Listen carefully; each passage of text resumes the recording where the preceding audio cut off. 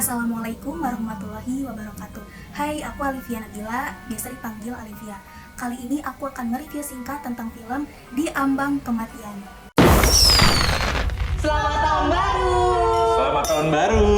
Nah, untuk memperingati kesembuhan ibu, besok Bapak mau ngajak kalian jalan-jalan. Siapa nih yang udah pernah nonton film Di Ambang Kematian?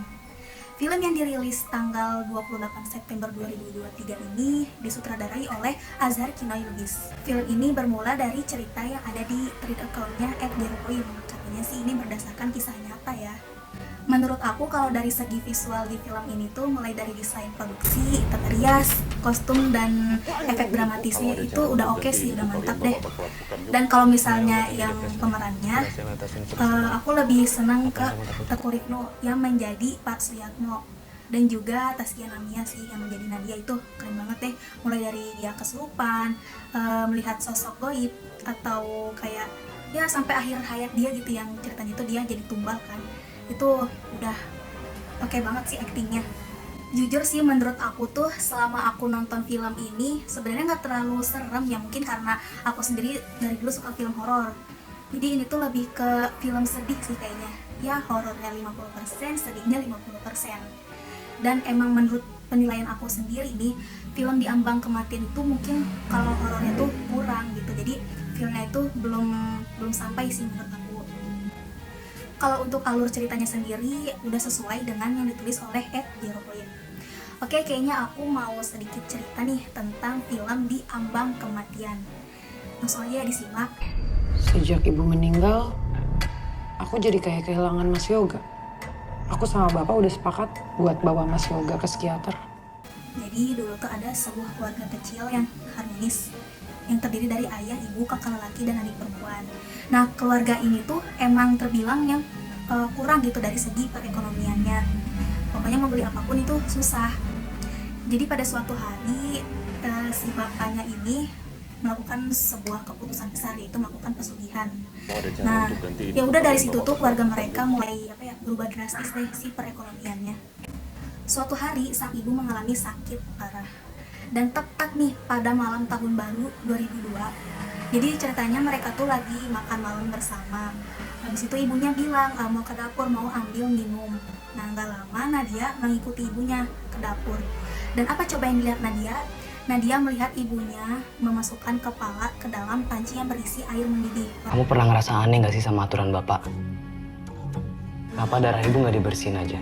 Mas Yoga kan tahu bapak nggak suka kita tanyain itu. Pasti gara-gara aturan bapak juga. Ibu jadi gak bahagia sampai bunuh diri. Ngeri banget ya, apalagi Nadia itu masih anak sekolahan. Langsung ngeliat kayak gitu kan shock banget, apalagi hal kayak gitu pasti trauma dong seumur hidupnya. Singkat cerita nih, jadi mereka itu kan udah dewasa gitu, si Nadianya juga udah SMA.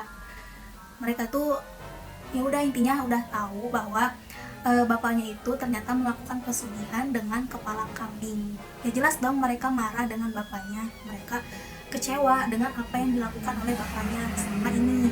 Aku tahu rahasia Bapak. Sekarang masih yakin kamu sudah cukup dewasa buat tahu siapa Bapak sebenarnya.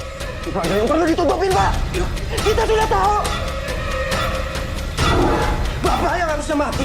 Bapak nggak mau ada yang curiga dan mencari tahu soal ini. Tapi Mas Yoga terus diteror, Pak. Masalahnya Yoga nggak pernah mau dengerin Bapak. Udah.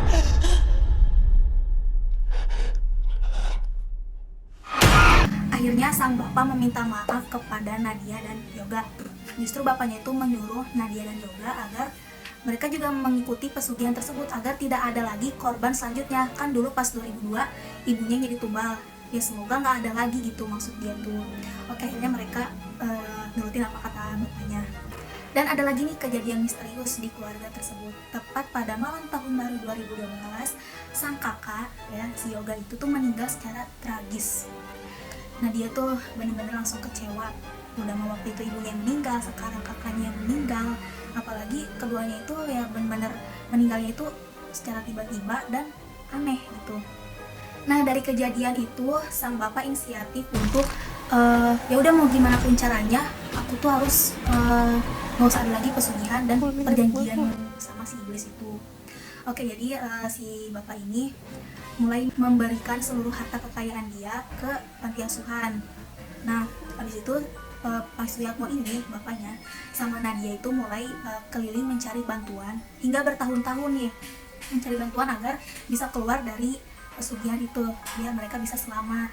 Tapi ya meskipun mereka sampai mengelilingi Pulau Jawa bertahun-tahun, tetap aja gak ada yang mau nolongin mereka. Dan pada suatu hari nih, ada seorang mbah nih, mereka bertemu dengan mbah. Katanya, jadi keluarga itu setiap 10 tahun sekali bakal ada tumbal gitu. Tumbalnya itu ya bukan kepala kambing tapi manusia. Jadi ya iblisnya itu mungkin meminta lebih gitu, karena dulu mungkin si bapaknya pernah meminta lebih kepada si iblis. Nah, pas 2002 ibunya yang menjadi tumbal, 2012 yoga, dan 10 tahun kemudian kan 2022 bakal ada lagi nih next tumbalnya, dan katanya sih tumbal selanjutnya adalah Nadia. Ya udah tuh, dari situ Nadia udah pasrah gitu, ya udah mau gimana lagi, namanya juga pesugihan susah gitu untuk diputuskannya itu. Akhirnya demi hari sebelum 2022 Nadia itu cuma bisa menikmati sisa akhir hidupnya aja.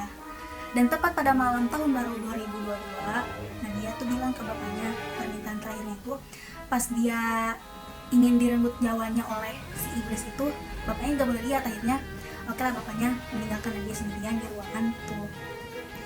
Dan ya udah, tepat pada malam tersebut akhirnya Nadia didatangi oleh iblis yang berkepala kambing. Akhirnya Nadia meninggal secara tragis juga.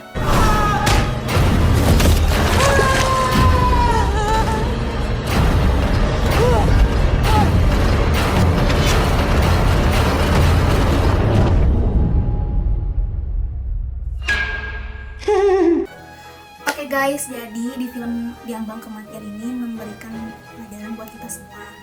Dan menurut aku sih ya, kita sebagai manusia, khususnya umat muslim, kita tuh jangan sampai melakukan sebuah kemusyrikan, yaitu menduakan Allah. Seberat apapun masalah kamu, cukup Allah yang bisa menolong kamu. Maka dari itu, tingkatkan selalu ibadah kita agar terhindar dari segala perbuatan buruk. Nah, seperti pesugihan di film ini nih, pesugihan itu cuma memberikan kenikmatan yang sesaat, kenikmatan yang sedikit. Sisanya apa coba? Sisanya ya kita itu akan sengsara seumur hidup. Bahkan orang tersayang pun yang akan menjadi korbannya. Gak mau kan kayak gitu. Oke, mungkin cukup sekian dari Alvia. Kurang lebihnya mohon maaf. Wassalamualaikum warahmatullahi wabarakatuh.